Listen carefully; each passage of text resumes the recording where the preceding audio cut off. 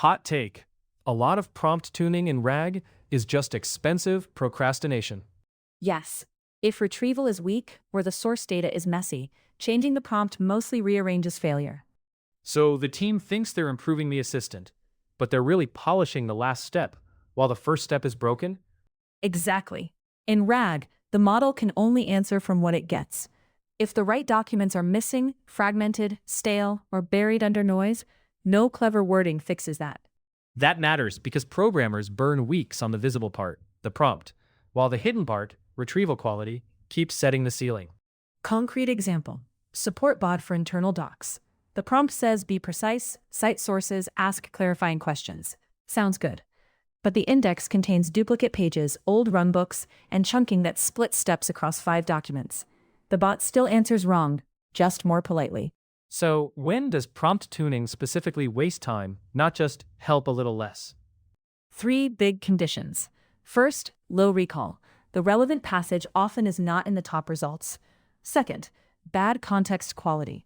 The passage is there, but incomplete, stale, contradictory, or overchunked. Third, task mismatch. You're asking the model to synthesize or compare things your retrieval pipeline never assembles together. Let's make that practical. How do you know you're in one of those conditions instead of just needing a better instruction block? Look at failure cases manually. For each bad answer, ask one blunt question. Did the model receive the needed evidence? If not, stop tuning prompts.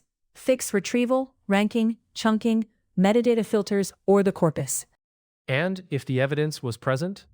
Then, prompt work mode help, but only after you verify the context was actually usable. A page stuffed into one giant chunk can be technically present and still be useless.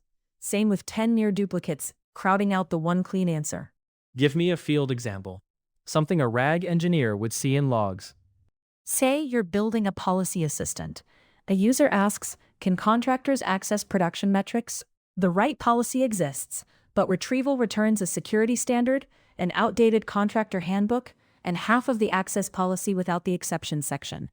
The model hedges or invents a rule.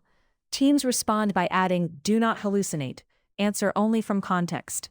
Nothing changes because the context is the problem. So the smell is not just bad answers.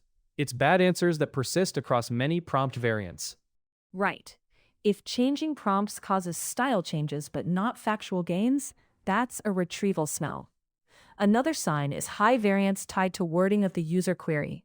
One phrasing works, a synonym fails. That usually means brittle search, not weak instruction. What goes wrong when teams ignore that and keep tuning anyway?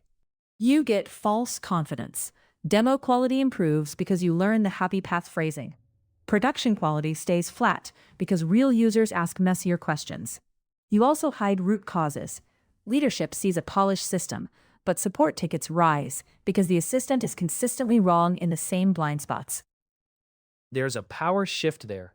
The team with the slickest prompt deck wins the meeting, and the team measuring retrieval loses the roadmap. Until the bill comes due.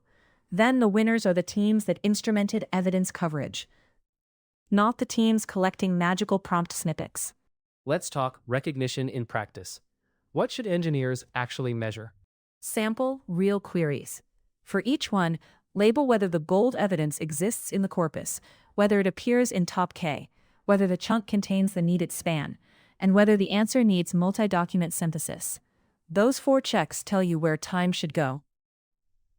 So if the gold doc is missing from top K, fix retrieval.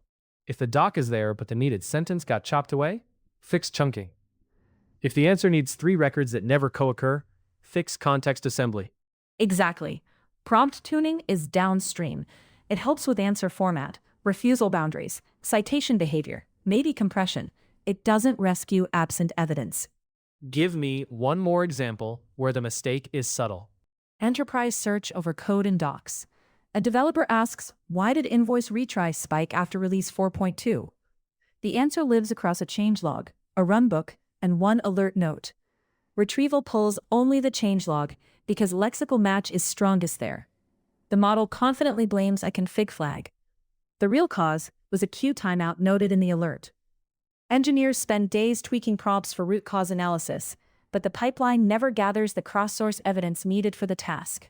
That is brutal, because the answer sounds plausible enough to pass casual review. And that's the strategic risk. Bad RAG doesn't always look broken. It often looks convincing, which makes prompt tuning even more seductive and more dangerous. So, what's the disciplined move before anyone opens the prompt editor? Run an evidence-first audit. 10 to 20 failed queries are enough to tell you a lot. Check corpus quality, freshness, deduplication, chunk boundaries, retrieval recall, re-ranking, and whether the task needs better query rewriting or multi-hop assembly. Then, use prompts only where they actually have leverage. Yes, tune prompts after the system can reliably fetch the right evidence. Then prompt work sharpens behavior instead of disguising defects. So, the rule is simple.